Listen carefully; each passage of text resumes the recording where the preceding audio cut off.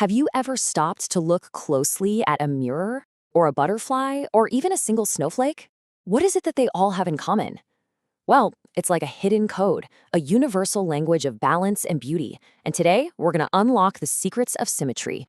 So what is the answer to that question on your screen? It's all about a perfect elegance balance. It's an idea so fundamental to our world that, honestly, we probably take it for granted most of the time. But today, we're going to break down exactly how it all works. You know, when you stand in front of a mirror, you see a perfect flipped copy of yourself. Well, geometry has a word for that: reflection. That triangle you see on the right is a perfect mirror image of the one on the left, right across that middle line.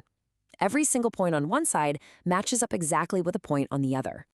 Okay, so mirrors are one thing, but you don't even need a mirror to find symmetry. Nope. All you really need is, well, a simple fold. Just imagine you've got a shape cut out of paper. Go ahead and fold it right down the middle. If those two halves line up perfectly, and I mean exactly, then boom, you found symmetry. And that little crease you just made, that's the real hero of the story. So yeah, that crease, it actually has a name. We call it the line of symmetry. It's just this imaginary line where you could fold something and have both halves match up perfectly. You might also hear it called an axis of symmetry or even just a mirror line. They all mean the same thing. And this one simple idea is going to be central to everything we talk about today.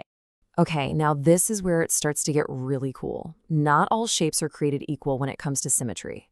Take an equilateral triangle, you know, the one with all equal sides. Well, it has not one, not two, but three lines of symmetry. You can fold it perfectly from each corner right to the middle of the opposite side. All right. What about a square? Even better. A square is like super symmetrical. It has four lines of symmetry. You got two that go straight through the middle of the sides, and then two more that cut diagonally across the corners. And actually, there's a really simple rule for shapes like these. The number of sides tells you exactly how many lines of symmetry it has. Easy, right? And hey, this isn't just for, abstract geometric shapes. It's everywhere. Just look at the alphabet. The letter A, yep, one vertical line of symmetry straight down the middle. H has two, one vertical and one horizontal. But then you get to a letter like F, and nope, nothing, zero symmetry. So that begs the question, right? What shape has the most lines of symmetry? I mean, a pentagon has 5, a hexagon has 6, you see the pattern. But what about a perfect circle? Well, the answer is just mind-blowing. A circle has an infinite number of lines of symmetry. Seriously, any line you can draw straight through its center, that's a line of symmetry.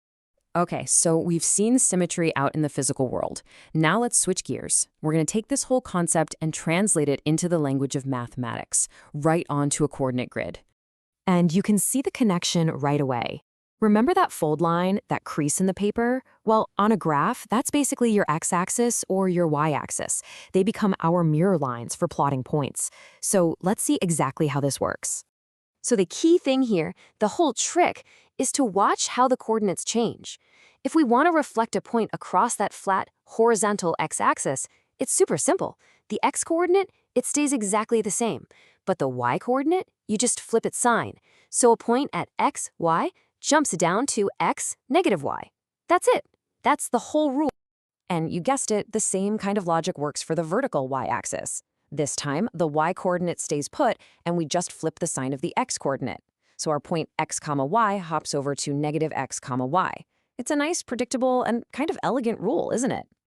Okay, let's just recap that real quick. Reflect across the x-axis, you change the y. Reflect across the y-axis, you change the x. And if you reflect across the origin, right there in the center, well, that's like doing both at once. You just flip the sign of both coordinates. Simple as that. All right, but flipping things isn't the only game in town. What happens if instead of flipping, we start spinning? Now we're talking about rotation. So check this out. If you take a point and rotate it a full 180 degrees, that's a perfect half turn around the origin, look where it lands. The point x, y ends up at negative x, negative y. Wait a second. Does that sound familiar? It should. That's the exact same result as reflecting through the origin. How cool is that? A rotation and a reflection can lead to the very same spot. Okay, now for a 90-degree turn to the left, or anti-clockwise. This one's a little different.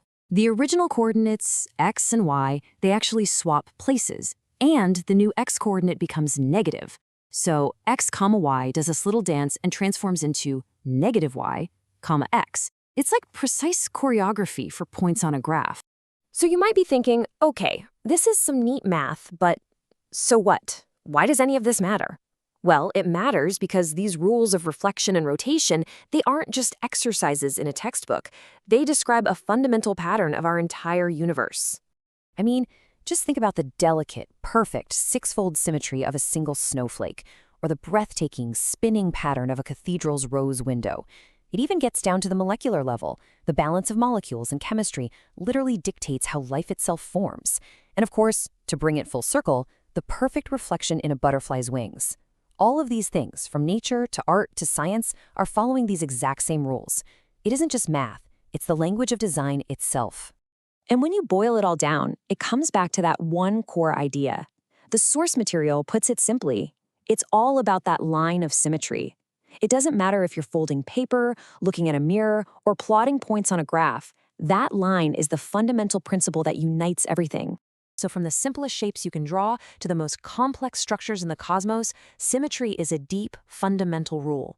It brings order, predictability, and beauty to the world around us. The only question left is, now that you know the code, where will you see it next?